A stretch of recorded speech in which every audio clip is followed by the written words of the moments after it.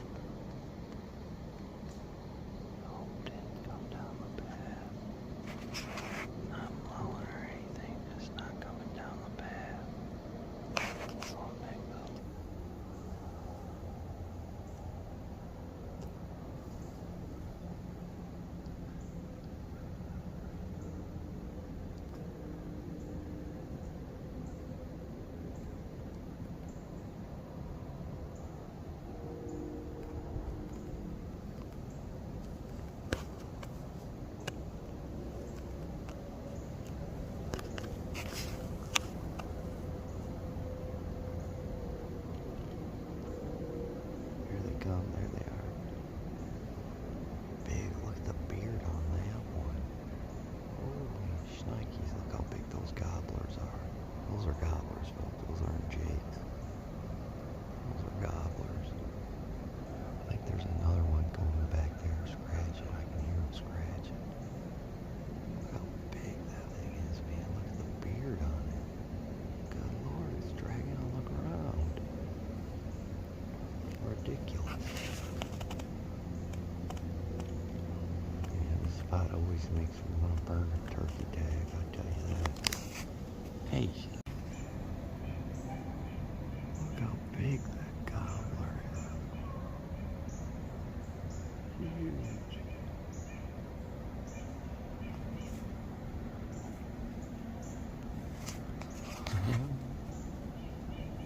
He's working his way through the field. I tell you what, Thanksgiving's around the corner, folks.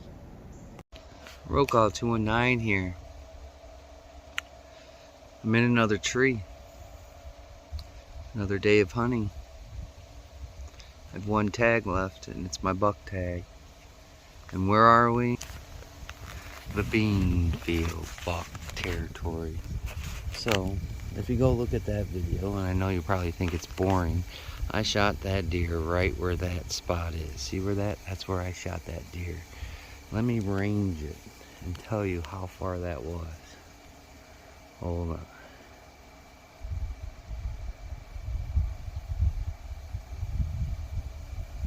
Hold on. 42 yards.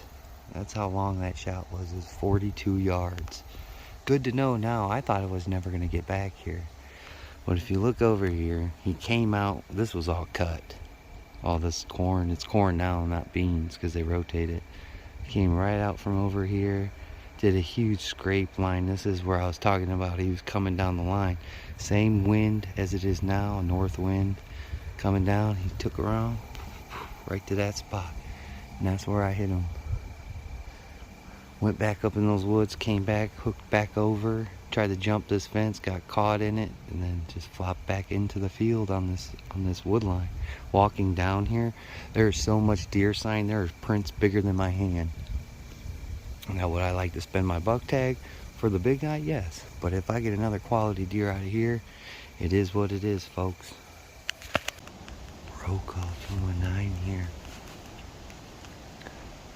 It's about almost 7 o'clock. The wind's kicked up pretty good. It's supposed to calm down as soon as the sun comes up, but we'll see about that because they were wrong yesterday. So hopefully something's moving today. Alright, so I'm gonna get off here and pay attention to what's going on. Oh, these two big old gobblers.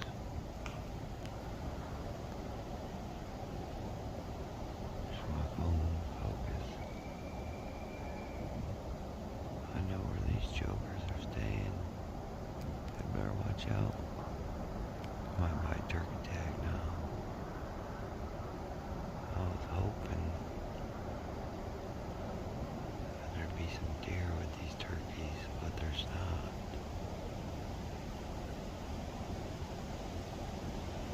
What can you do?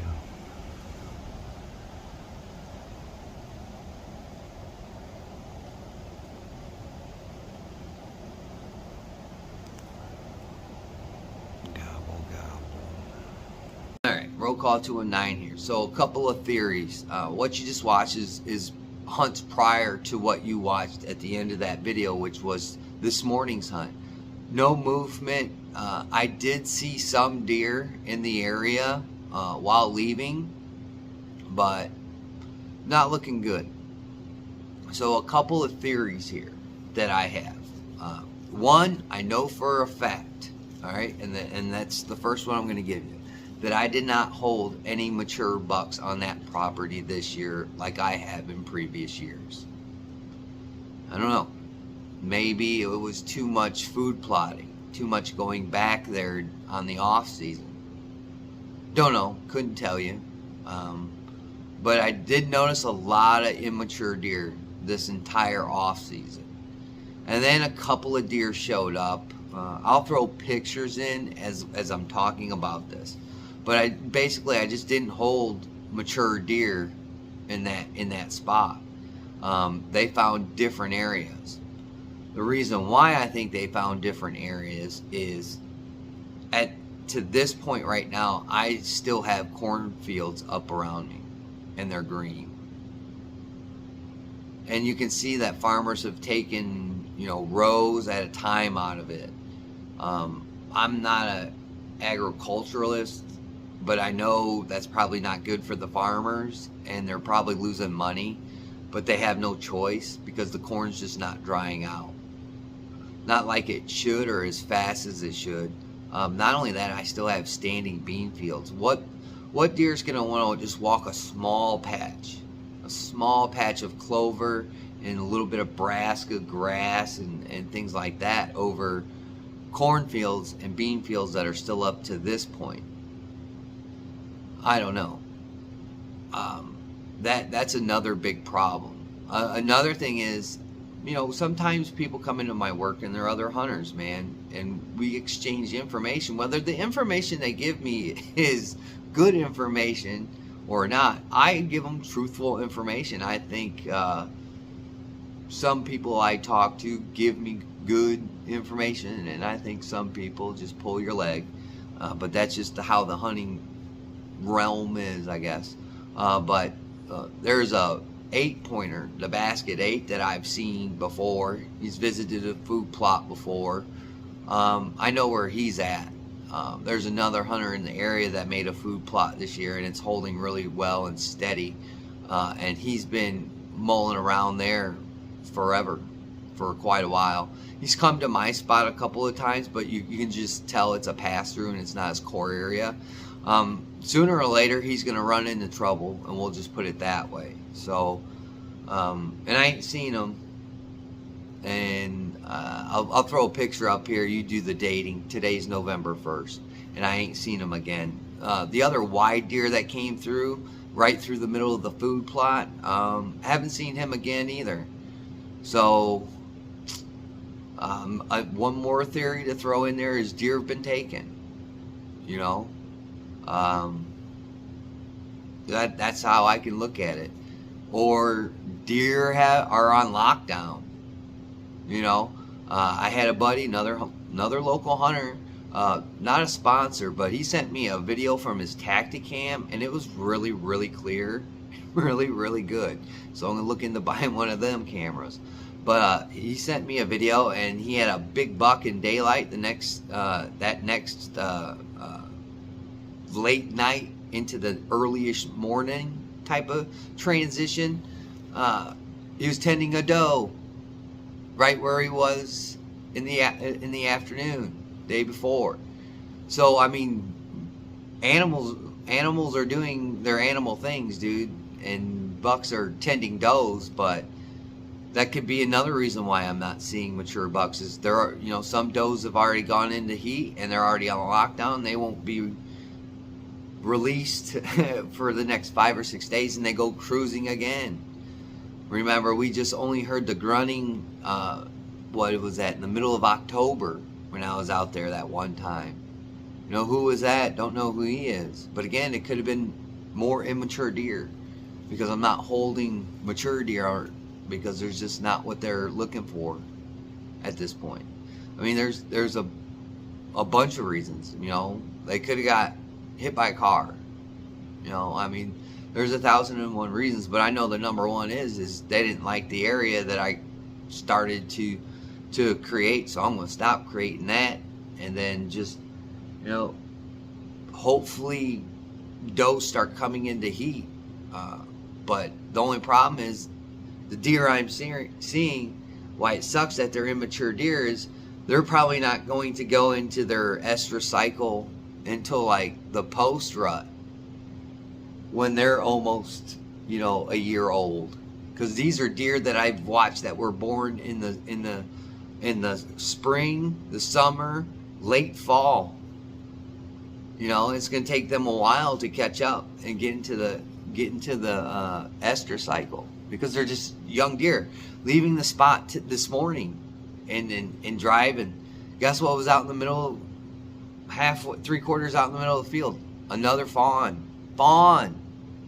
spotted fawn by itself. So that tells you something. There's no mom with it. So I don't know. EHD? Probably not, but you can't rule anything out this year. Everything's been thrown, but the kitchen sink at this year, where I haven't seen it this dynamic before. So I'm definitely going to write this down on the years of calendars, what I'm saying, of a really, really oddball year.